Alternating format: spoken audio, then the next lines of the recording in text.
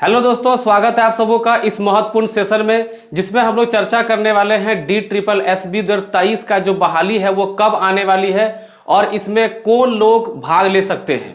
दोस्तों अभी जस्ट देखिए KVS का, PRT का, TGT का और भी अलग अलग वेरियस पोस्ट का एग्जाम खत्म हुई है और उसके बाद आपके सामने एक तुरंत ही एक बड़ा मौका, एक सुनहरा मौका सामने आ रहा है और दोस्तों वो है DSSB 2023 का बहाली।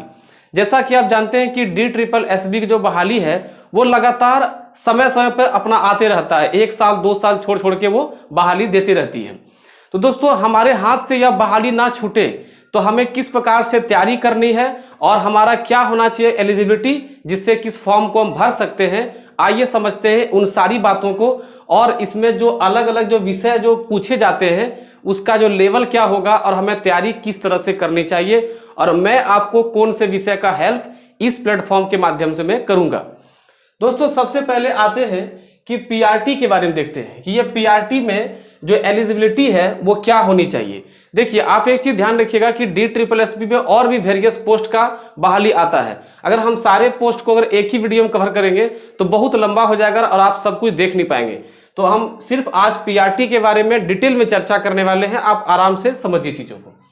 देखिए सबसे पहली बात तो कि आप 10+2 यानी कि 12 जो है उसमें मिनिमम आपका कम से कम 50% मार्क्स होना अनिवार्य है।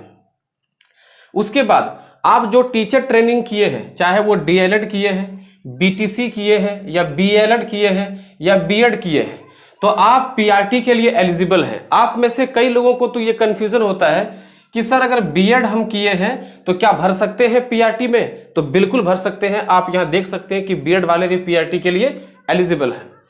अब देखिए एज क्राइटेरिया क्या है। देखिए दोस्तों यहां पे लिखा है UR मतलब जनरल कैटेगरी, तो जनरल कैटेगरी के लिए 30 साल, OBC के लिए 33 साल, SC ST के लिए 35 साल। जैसा कि आप जान रहे हैं कि जनरल का अगर 30 है तो 3 साल का छूट OBC को मिलेगा, 33 हो जाएगा, और 5 साल का SC ST को तो वो हो जाएगा 35 साल। ठीक है।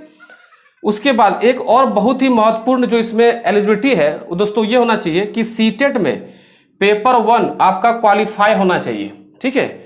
अब ये पेपर 1 क्या है आप जान रहे हैं कि 1 to 5 का जो होता है सीटेट उसे हम पेपर 1 कहते हैं और यह दोस्तों कौन लेती है? CBSE बोर्ड लेती है। तो उसमें अगर आप जनरल कैटेगरी से भर रहे हैं तो 90 और OBC SC ST से भर रहे हैं तो 82। ध्यान रखेंगे ये OBC SC ST यानी ये सिर्फ और सिर्फ दिल्ली वालों के लिए लागू होगा।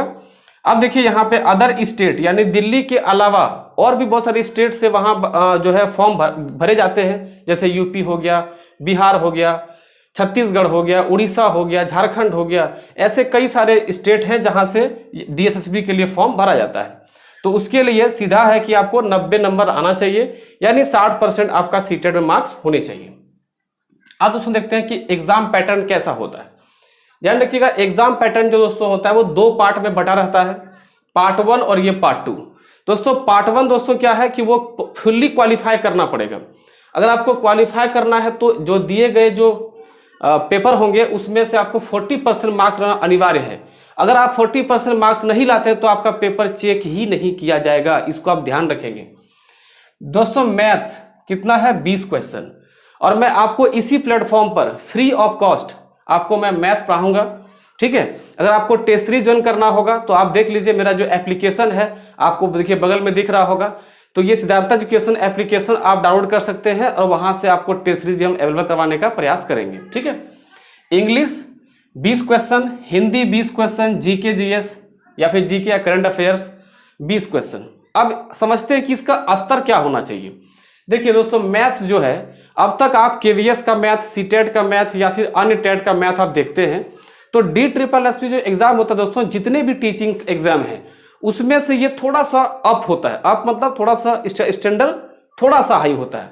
अगर हम SSC में बात करें तो SSC का CHSL या MTS अगर हम इसकी बात करें तो उसका मैथ्स लेवल ये DSSB के समान होता है।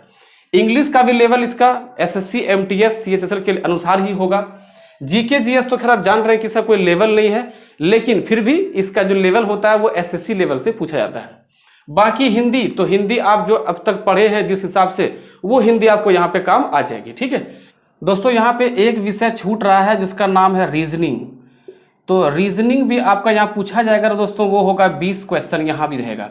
यानी टोटल आपका दोस्तों यहाँ कितना हो गया, देखिए 20 पंचे 100, 100 क्वेश्चन यहाँ से पूछे जाएंगे और पेडागोजी से 100 क्वेश्चन पूछे जाएंगे। यानी दोस्तों कितना क्वेश्चन हो गया, 200 क्वेश्चन।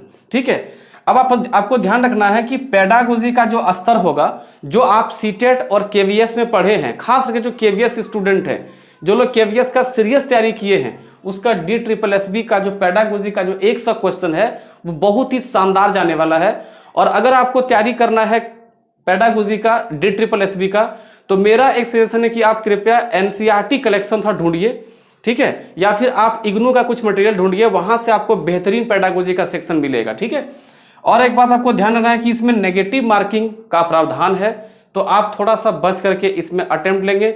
जैसा कि आप देखते हैं कि सीटेट या अन्य एग्जाम में क्या करते हैं, आप डायरेक्ट जो है आप अटेम्प्ट लेते हैं आंख मूंद करके, वैसा आप इसमें नहीं करेंगे। इसमें आप आंख मूंद के अटेम्प्ट लेंगे, तो अगर यदि आपका 4 क्वेश्चन गलत होता है तो उसके बदले में आपका जो सही 1 क्वेश्चन हुआ है उसको भी काट लिया जाएगा।